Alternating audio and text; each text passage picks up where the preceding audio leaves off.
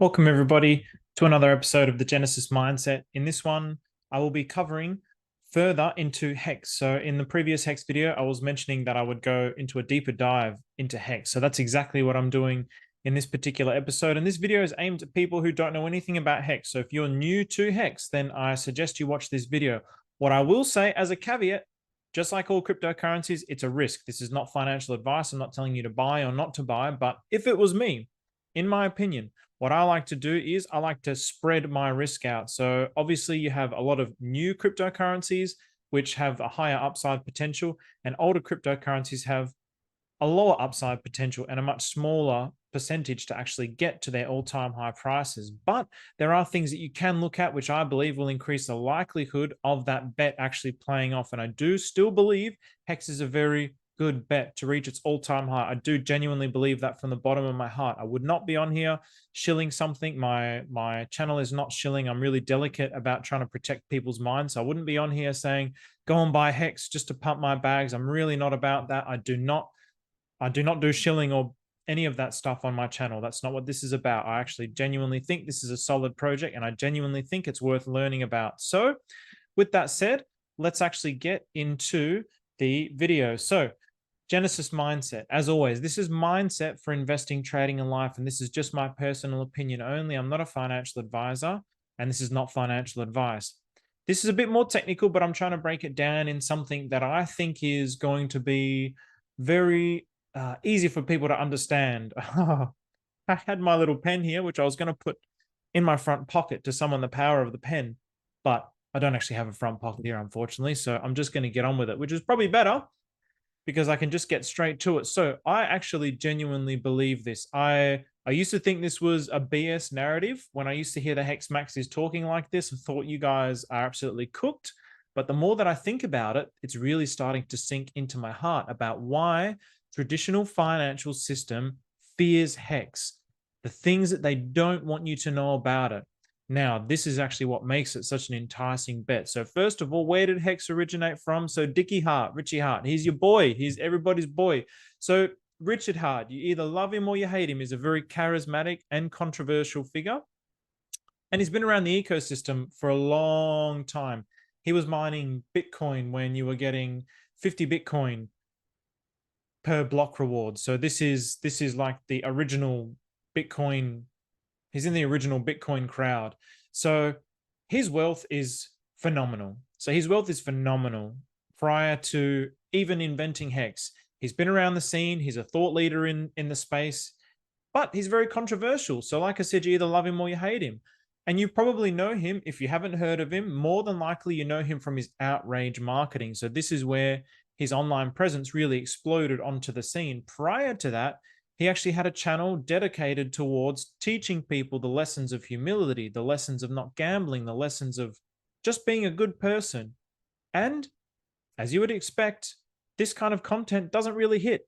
It doesn't hit. What actually hits is degenerate behavior, showing off cars, showing off watches, being an idiot on the camera. It's not something that he enjoyed, but it was proven by his statistics. He more than tripled his total viewership. So he went from less than 100K to like over 300,000 followers. So it did work, but of course it attracted a lot of negative energy as well. So this is actually something that he's having to deal with the consequences of at the moment. But keep in mind, he was a multi-millionaire long before he even invented HEX. And he's been observing and understanding cryptocurrencies since then. There is also a documentary that's created around HEX and Richard Hart. So it has been released in cinemas in America and I believe in the UK, but nowhere else at the moment. So the highest of stakes. So this is something that I'm personally very much looking forward to. And I have heard mixed things about it, but I don't want to say too much about it from what I've heard, but I am actually looking forward to hearing about it. So with that said, let's actually get on to the main point. So the $1 dilemma. This is something where this is the make or break of HEX, in my opinion. This is the make or break. This is the bet. This is the bet where you either bet with whatever you can afford to lose and you go for that bet and you're either right or you're wrong. If you are right, I think you are astronomically, asymmetrically on the upside. If you are wrong, well, you just lose what you couldn't afford, what you could afford to lose. So why is it the $1 dilemma? So $1 in the human mind represents a very significant number. So when something is $1, it's just, okay, well, we can compare that to $1. But more importantly, what $1 actually represents to the global financial system. This is not something that I really understood until I started to study other projects. And then I was seeing experts talk about $1. Okay, what does $1 mean? So I was Otto Min is a very famous author, blockchain, Bitcoin author in South Korea. And I never really understood it until I started reading into and learning his perspective. And $1 is a very significant number in the mind because it really represents a critical moment of value. Obviously, you've then got $100, $1,000, so on and so forth. So these round numbers, but the $1, what actually makes it so significant, this was the light bulb moment when I was listening to Johnny Chaos on Crypto 7, on a Crypto 7 stream. That was a great stream, by the way, Crypto 7. I really love you. UK's #1 HEX streamer. So what actually clicked for me, the light bulb moment, is what we're seeing, what we saw particularly through the last bull market was the emergence of stable coins and stablecoin yield. And I do remember there was one particular stream. I distinctly remember the moment between Richard Hart and I don't even know his name, but it was some guy in the traditional financial system. And this guy was very anti everything Richard was saying until Richard started talking about the yield that you can get from stablecoins. And then it piqued this guy's curiosity because the traditional financial system, all the big dogs, they don't need to take the risks that we need to take. We're degens. We're taking these risks so we can get to their level. We cannot get to their level by buying their bags of Amazon. We cannot get there, not for the next 20 years. They want us to buy their bags of Amazon, but yeah, bad luck, not going to do it, not interested, not going to buy your bonds, not going to buy your real estate. I want to actually figure out a way that I can catapult my wealth so I can actually get at least closer to your level so I can actually start playing at your level. And so when Richard Hart mentioned stablecoin yield, this guy was very interested. He started taking notes. And then when this idea of the $1, this is why they're trying to introduce CBDCs. This is the real threat of cryptocurrencies, because if you can get better yield, than what you can get in the traditional financial system with your $1, if your $1 in bonds only gets you X percentage, if your $1 in a savings account only gets you Y percentage, but you can convert that $1 to a stable coin and get 7% or 6%, which is a lot more than what it is in the traditional financial system. That is a very dangerous concept. That could mean an exodus of money from the traditional financial system into stable coins. Of course, it doesn't. It hasn't, because it presents all sorts of risks. It's unregulated, all of these types of ideas.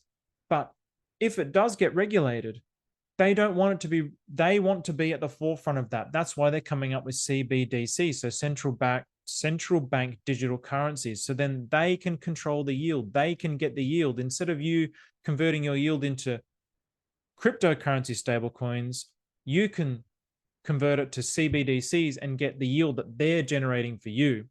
So therefore, they're keeping the money in the traditional financial system. So it's all about a battle for yield. That was something that really struck my heart. And obviously, Somi has shown time and time again that the bug eaters are really connected to all of the fake DeFi. So you've got Uniswap. All these guys are actually trying to shadow ban. HEX is not actually listed on any centralized exchanges. It's not listed anywhere because they really don't want you to know about it. They really want to keep your eyes from it. And I used to think when these guys are talking about it, the HEX maxes, I thought, man, you guys are cooked. I don't think it's got anything to do with that. But more and more, I'm thinking, as a matter of fact, this battle for yield, this is the reason that they don't want you to know about it. This is the reason why it's banned everywhere, in my opinion, because of this yield. Because if HEX gets to $1, so let's say, just to use some numbers, I don't know what it is exactly. I'm just going to pull a number out of my ass here. Let's say for bonds, my $1 will get me a 1% yield. I don't know what it is. It's very low. It's crap. It's trash. You'll do it if you're a boomer and you've got like billions of dollars and you don't need to take any big risks because the government can keep printing money. That's where you want to park your money. But if you can get a stable coin, okay, 6 or 7% yield, and it's reasonably risk-free. Oh, okay, that's more attractive.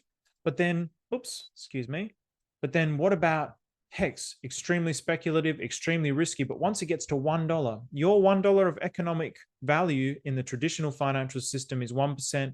in a stable coin or a CBDC is 6 or 7%. But then in HEX, the percentage is a lot higher. It fluctuates, but it can be up to like 11%, for example.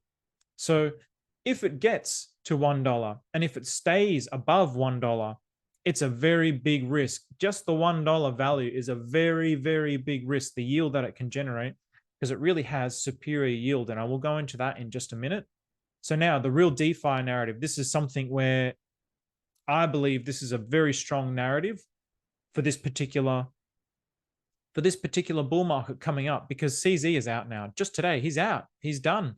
So he stepped down as CEO of Binance, $4 billion fine, whatever it was, and a personal fine of his own. Centralized exchanges and entities are really under threat. All the people from all the centralized figures from the last bull run they're all under threat. All Coinbase, Binance, now Kraken, the centralized exchanges are really under threat. And so this is presenting a big risk. This is a big risk for people. They're starting to realize, well, hang on a minute. So now all these fines that are going to come out of Binance, they're going to come out of your funds. If you've got money in Binance, they're going to come out of your funds. And this is something that Richard has been talking about for a very long time. So people will start to crave what cryptocurrency was originally invented for, which means everything that you have is under your own custody. It's not up to somebody else. There's no third parties. There's no middlemen. When you have it on a centralized exchange, you're giving your money to them. They own it. They can do whatever the hell they want with it. They can misappropriate it. They can misuse it. FTX, anybody? They can do whatever they want with it, and you can lose everything. And this is what's happened. And this is what Richard was teaching again and again and again. The man, this is why Hexicans love him. You have the devoted Hexicans who watched every single one of his streams, and to have the capacity to keep saying the same thing, the same thing, the same thing, the same thing, the same thing, stream after stream after stream after stream after stream, in the hopes that maybe there's one new person that hasn't listened to any of his streams before, but this time a new person comes along and hears those core messages, those core teachings. That's all that it mattered. He would stream for hours on end. He did so many streams with people. It takes a lot of energy to do those kinds of streams, but he did that to protect people. And people, I don't think people really appreciated or respected that. And I'll admit, I listened to a lot of his streams, and my mind was like, oh man, I'm getting bored of hearing the same talking points here. And I'd read the comments, he'd hear people saying this, but he did it for the sake of any new person that comes in, really to teach people about the truth of real DeFi. And then this is one of the powers of HEX, the origin address. So every single cryptocurrency basically has some form of centralized ownership. So if you think of Ethereum, you've got the Ethereum Foundation. Vitalik Buterin dumps the top. He's created all the tops since the history of Ethereum. So the difference between virtually every other cryptocurrency that I know and HEX is a huge supply. 90% of the HEX has been put into an origin address that nobody can touch. Nobody can touch it. We don't know who owns it. We don't know who controls it. But this is to support the network. It's to stabilize the network, and it's to create scarcity with the assets for the benefit of liquidity. So HEX moves up and down so fast, and it's because so much of the supply is taken out of the liquidity in the HEX origin address. So therefore, this origin address works for the benefit of the network, for the community, not for the individuals, not for the ones who actually created the ecosystem like you see in every single other cryptocurrency. So it's real DeFi. But I also think this is the closest thing to real DeFi that we're really ever going to get. I think the idea of real, true DeFi is a bit of a cloud in the sky narrative. There does need to be some sort of like central something that guides and navigates, and like a force that directs it. I do really believe that, but as decentralized as that can be is for the better. But for it to be truly decentralized, it's impossible. There needs to be some sort of centralized figure that's actually directing it. And so the thing about HEX is it has this whole ecosystem that's built around it. So many, well, now leading on to Pulse Chain, you've got validators, you've got hundreds of streamers, builders, developers, people who are creating different platforms and UIs. Now as well, you can just download something, a little .exe file that you can plug into. It will download it, and it will take you directly to the HEX website. Like, it's completely 100% decentralized. It's extremely unique from that perspective. From that perspective, it truly is one of the most decentralized cryptocurrencies out there. It really embodies the ethos of decentralized finance, which is what cryptocurrency is really supposed to be all about. Okay, now let's go into the mechanics of the yield. So the yield, the T-shares. So there's so many people that have spoken about this a lot better, and I'm probably going to butcher it. So if I have butchered it, please forgive me. I might get it wrong. I'm not an expert. I'm just trying to share with you the things that I understand of it. If I've gotten it wrong, please correct me in the comments, but really go and watch. People have been talking about this forever in the HEX community. But basically, a T-share is when you lock up your HEX, a T-share basically represents your share of the inflation rewards for HEX by locking it up and removing it from the circulating supply. So the more HEX that you stake, the longer you stake it for equals the more T-shares you get, which is basically the more percentage of the inflation that you get.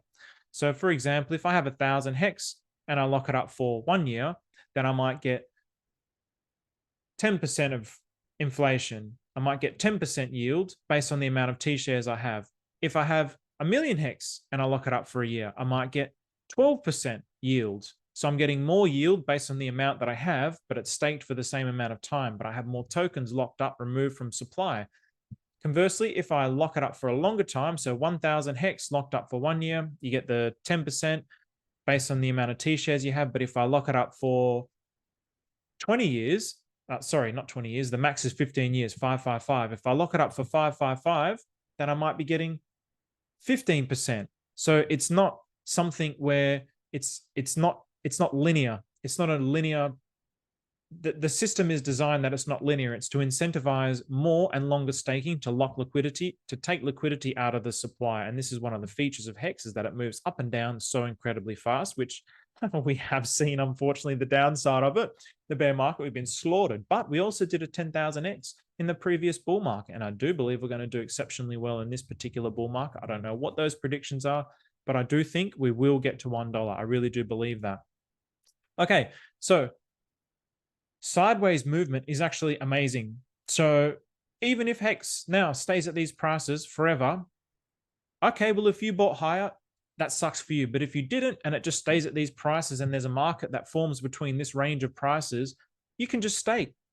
Your T-shares are going to get you yield. So you could just stake, get your 5, 10, whatever, 11% yields forever and just keep selling the yield if it stays within this range. And I don't think it will stay within this range. I think it will go higher because it has such a devoted community, but I don't think it's really going to go much lower than what it currently is, because also it represents a flaw of holders that are not willing to sell and have their suppliers locked up.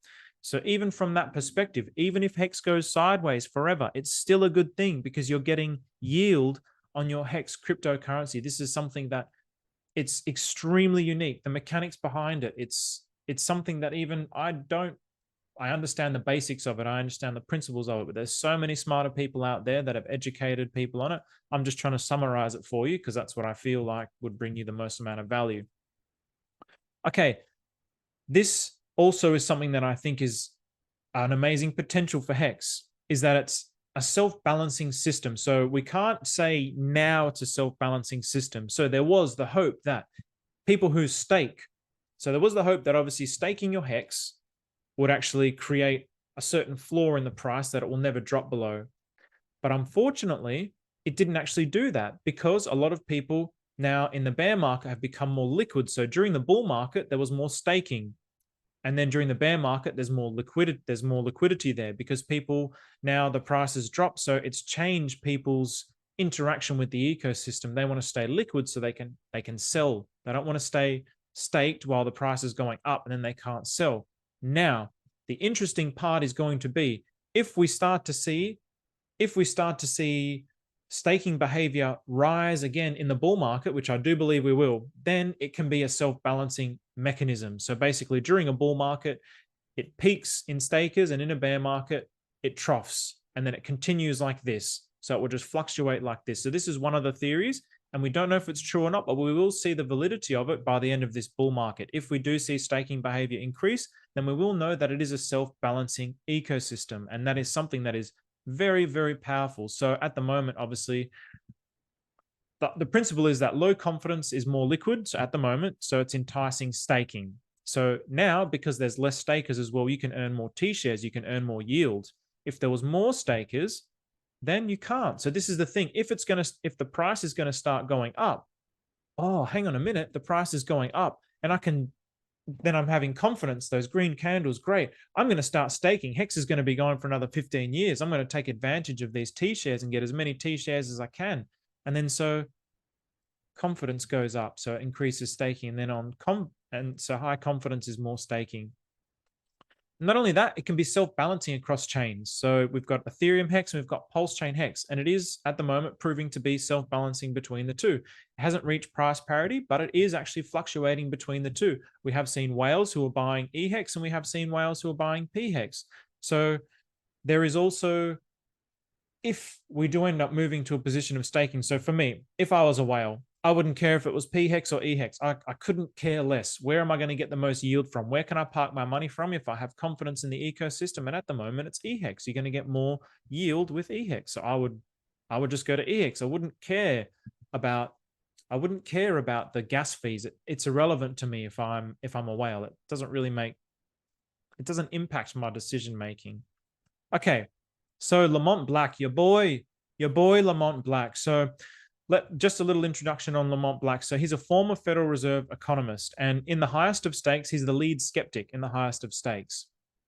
Now, he went into it with the mindset of like, okay, here we go again. Like, what's this all about? He's thinking it's a scam. He started reading into it. This is a scam, like everybody else, just reading the same points over and over again without actually doing any digging for himself. But one of his defining qualities is that he's open-minded. This is something that I fully respect in anybody. If you have an opinion and you hold to that opinion, okay, fine, if you have the evidence for it. But have you actually looked at the other side of the argument? And this is something that Lamont has done in an exceptional manner. He's actually taken the time to learn the other side of the argument. Okay, this is what the skeptics are saying. What are the people who are pro-HEX actually saying? So he started to pivot on his opinion after actually learning about it. So he's gone to Twitter after the highest of stakes. He's sought to understand. He hasn't stuck with his fixed inherent biases. This is what we do. We form our own biases, and especially when it comes to cryptocurrency, anything that is not your okay, it's so tribal because greed is so central to the false human mind. It's all about me and my family. I don't give a shit about you as long as me and my family are taken care of. That's the human mind. That is a false perspective, because actually my true family is everything in existence. So, but from inside of that mind world, that's what we think. I just got to take care of myself. Therefore, if my cryptocurrency is XRP, then I don't want to know anything about your cryptocurrency, because that's taking economic energy away from my cryptocurrency. So it's therefore money away from me. It doesn't satisfy me. But what he's actually done, he's not invested in this. So it's actually allowed him to separate himself from any biases and objectively observe it and understand it. And it's been such a fresh breath of air. Hexicans have embraced him with open arms. And you actually see they're so excited to actually engage with someone who's willing to learn. And so people are so excited, finally there's an intellectual who's seeking to understand this and not just denounce it due to their own inherent biases. I have so much respect for Lamont. I have so much respect for him. If you don't follow him on Twitter, go and follow him on Twitter. Go back to some of his old tweets, and even to these days, he's still tweeting about it. He's teaching it.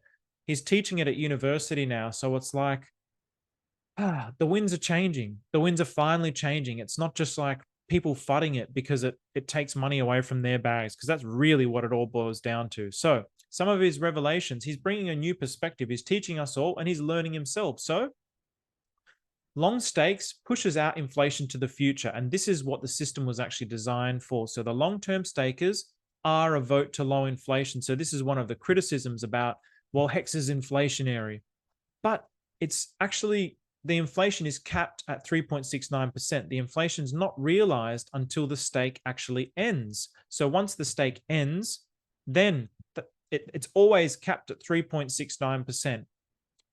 And that's based on how the T-shares work. So if there's a lot of stakers, then everybody gets a smaller percentage of that 3.69%. If there's a larger amount of stakers, if there's a larger amount of stakers, everybody gets a smaller percentage of that 3.69%. If there's a small amount of stakers, everybody gets a bigger chunk of that 3.69%. So the inflation is never realized until the stake actually ends.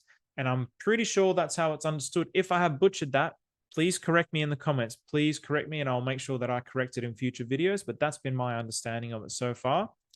Some of his other revelations is that staking to non-staking behavior is dynamic. So it's a dynamic inflation. This is something that he's very interested in as an economics professor. And this is something, one of the defining features of the Richard Heart ecosystem, the game theory that's gone into this dynamic inflation rate.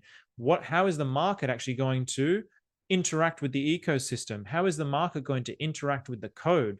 So it has a dynamic inflation rate. And this is something that he thinks is extremely exceptional. And this is something where you hear people talking about Richard Heart deserving a Nobel Prize for. I'm not sure I believe in that, but I don't really understand these things deeply to really make a valid comment on it. So value transfers between stakers and non-stakers. So non-stakers give up their rights to inflation that stakers receive. So therefore, if I'm liquid, I don't receive any staking rewards. And so in a way, if you're a hardcore believer, there are people like this who always stake for 555. So they stake for the maximum length.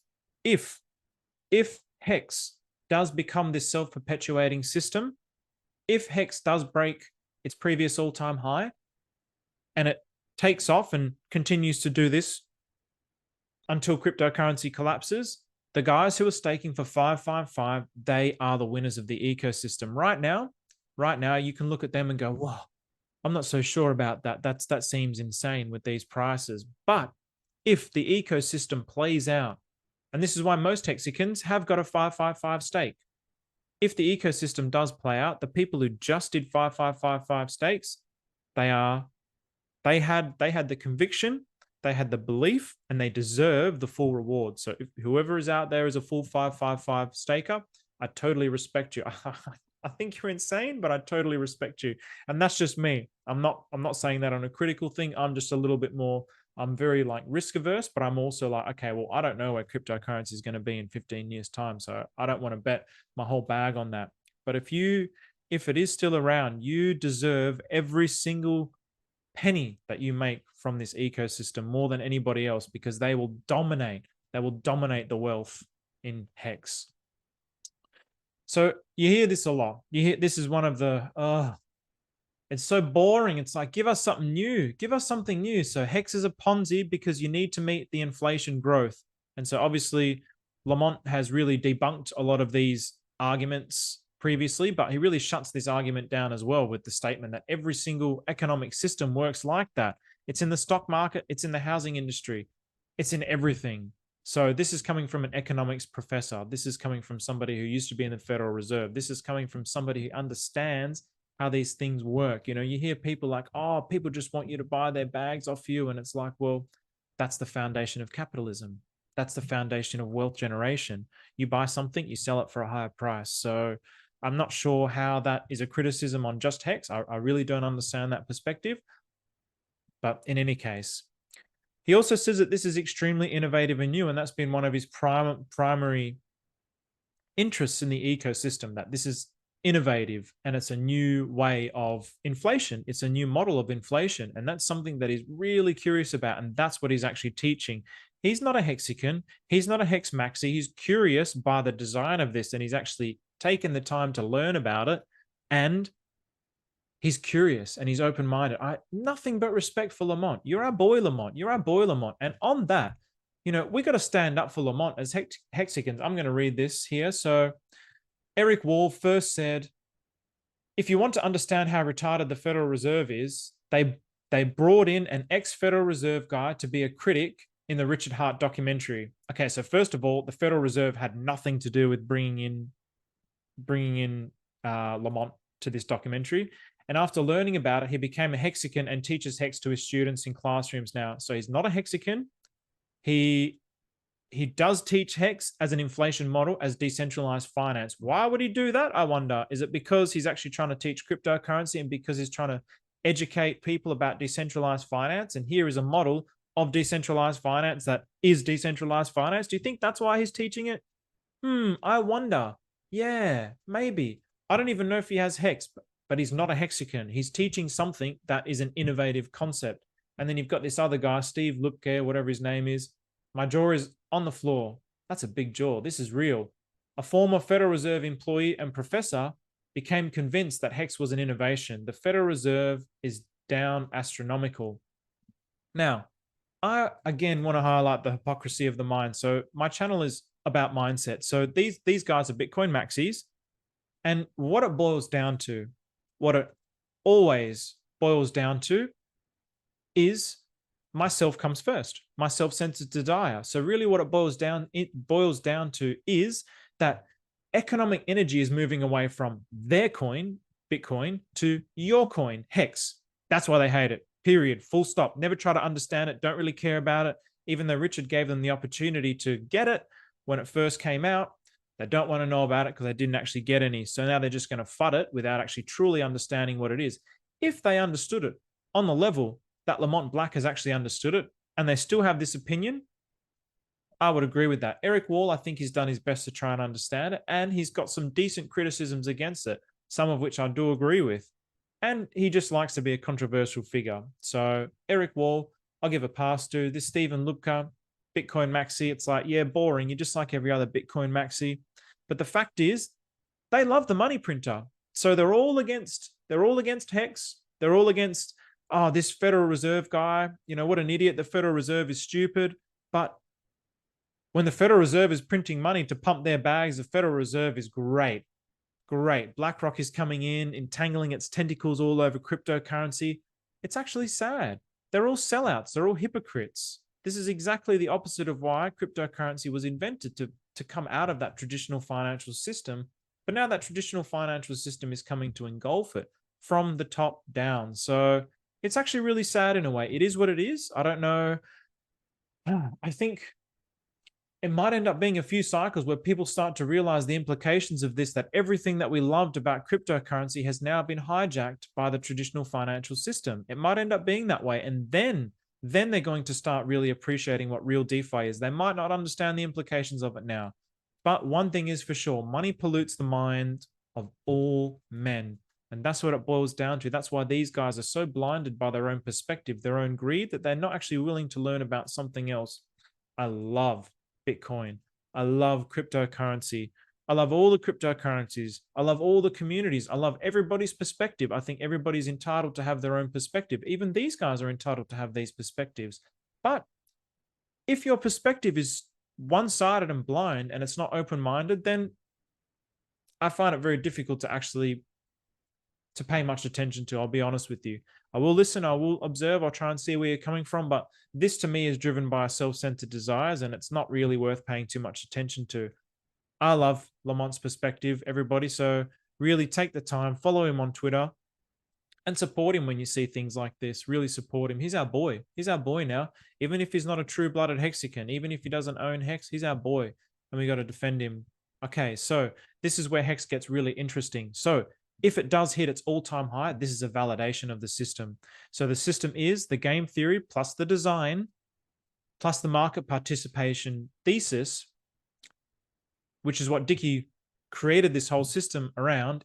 If it breaks its all-time high, then his thesis was correct. Then it becomes a self-perpetuating system. This is what I believe. I do believe that the way that the market participates with the ecosystem, if it can break the all-time high, and then we start to see the fluctuation between the stakers, then the game theory and the design mechanics, the T-shares, everything around it, with the way the market actually participates with it, becomes self-perpetuating. It's never going to die. The yield is always going to be there. If it's something that can generate yield and I can park my money in there and get yield, then it was a success. It was a success, just like Bitcoin is used as a store of value. At the moment, it's trash as a store of value. If you were buying HEX at 50 cents, I'm sorry. I'm so sorry. I really am sorry. I think that sucks. But if you bought it and you staked for 15 years, maybe not so. Maybe not so. Maybe that was one of the smartest moves you could have ever done. You also have Pulse Chain, which is adding fuel to the fire. So it's not just something that's a solitary coin that's going into its second cycle. It has this whole economic force of Pulse Chain that's actually pushed into it now. that's actually going to give it the energy to propel itself beyond its all-time high, in my opinion. And this is just speculation. I don't have the numbers. I don't have the maths. Somi does a fantastic job of breaking all of this down. Go follow your friend Somi. He's everybody's friends, but I just believe that it has the potential, because of the economic energy that's being bought through Pulse Chain, to bring the eyeballs to HEX and actually give it that fuel. And as we can see, it's liquidity bonded. So this is something that Johnny Chaos emphasizes a lot. So when one goes down, they all go down. When one go up, they all go up. And this is exactly what we're seeing. So if we expect Pulse Chain to do well, then you can absolutely expect HEX to do well. And if you're staking it, then you're getting a yield on what is doing well. And I do believe that it's going to be the first token to reach parity between the ERCs and the PRC20s. So, or the closest to parity as it's possibly going to be. All right, so the community is very loud. It's a deeply contrarian community. Hasn't been listed on any centralized exchanges. It's facing multiple delistings with centralized and decentralized exchanges, and it still did a 10,000x in the previous market because of the way the liquidity was and because of the loudness of the community spreading it. I mean, I onboarded all of my friends. I tried to onboard them 7 months before the all-time high. None of them listened, but they did listen after it hit its all-time high. That's when they all started to listen. It's probably my fault for not having enough conviction. I don't really know. I'll take responsibility for that. I probably should have told them at that point, now is not the time to buy, because they're very anti-HEX now, which is a big shame, because I've been telling them to be buying at these prices to basically average out their buy point, but they're really anti-crypto at the moment. So HEX dominates crypto Twitter regularly. It's regularly trending. Twitter, or X, is the place to be for crypto. X and YouTube. X is a 24/7 news feed, and when things happen in HEX, it dominates. It dominates. The building and developing that happens around HEX is phenomenal. You have Icosa, Hedron, you got ComNow, Pulse Chain, the Pulse Chain ecosystem. It's huge. It's constantly being developed. So even if you've got your HEX stake, you can get yield on it with Hedron. You can get yield on it with Com. You can get yield on it with Icosa. Excuse me. You've got a whole playing field in Pulse Chain and the Pulse Chain ecosystem. There's so many things that are being built around HEX. HEX was the originator. Now you've got this whole ecosystem of Pulse Chain created around it and for it. So HEX is the OG. It's the granddaddy. The on-chain data, the truth metrics. It's one of the few. I can't actually say this definitively because I haven't actually witnessed all. I can't say I've witnessed every single cryptocurrency, but the amount of transparency in HEX, the websites that are built by the community to actually show the data with HEX, whether it's positive or negative, it's there. The truth metrics are there. This is when the stakers are going to be unlocking. This is how many stakers are going to be unlocking. This is how many stakers are being produced daily. It's all there. It's not like, oh, I'm telling you that it's like this. You can actually then go and look at the metrics and see, wow, it actually is growing, and wow, there is these potentials here. You can actually go and have a look at that. There's so many websites. And yes, the community is extremely strong, but it's not perfect. I'll caveat that. It's not perfect. It's just like every other community. No community is perfect, in my opinion. I think the HEX community is extremely strong, but it shares all the same characteristics as any other community. When the prices are green, when the charts are green, everybody's happy, everybody's friends. When it's red, everybody's against each other, and it ends up becoming like the same thing as a country. You know, like look at your own country. In Australia. When Australia is playing, I don't know, Brazil in soccer, it's like, yeah, we're all Australian. But then when Perth is playing Sydney, it's like, oh, Perth is the best, and Sydney, and they're having punch-ups on the field, and it's like, what happened to all our camaraderie? I mean, the human mind is it makes me want to scratch my face off because it's so effing obvious to me once you actually see that that's how the mind is, and like, oh, please see it, people, please hurry up. The revolution is not the community. The revolution has to happen in the mind first. Everything about cryptocurrency, it's phenomenal. I love it. I absolutely love it. But cryptocurrency is not going to change the world. The mind has to change first, then the world will change. Cryptocurrency is really just there for when the mind is ready. We've got this new system with this new consciousness and this new world, and that's what it's all about. Holy doolies. I spoke a lot. That was 40 minutes. I'm so sorry. So thank you very much, everybody. I hope you enjoyed that. I hope you got some value out of it. I will clip this up. I will clip it up. I'll be putting clips on YouTube. I'll make shorts of this as well. If any hexicans that are maxis or they know a lot more than me, please make corrections. Please call me out. I'm not sitting here saying that I'm an expert. Always the primary motive of my channel is to help people with the mind. And so I love this stuff. I love talking about it. I'm not saying I'm an expert. I'm not saying I'm a genius. I'm really trying not to lead anybody astray, but I do think Hex is a very, very good thing for this ecosystem. I do think Hex is, it has a lot of potential. I really do believe that. I wouldn't be talking about it if I didn't believe it. I've got plenty of tokens that I've got plenty of other tokens that I don't necessarily talk about. I'm really talking about Hex because I do believe like the prices now and the potential for it moving forward, the asymmetric upside is better than any previous existing coin. I really do believe that. And if it does break its all-time highs, it has a very high percentage chance of becoming a self-perpetuating system. And then you're locked into an ecosystem that is always going to be going up, just like Bitcoin. And you're at the very start of that as well. I'm not saying it's going to get to Bitcoin prices. I don't believe that for a second. But I don't think we'll ever see these lows ever again. Thank you very much, everybody. I hope you enjoyed it. Please like, subscribe, share it around, and please leave some comments and feedback. I would love it. Take care.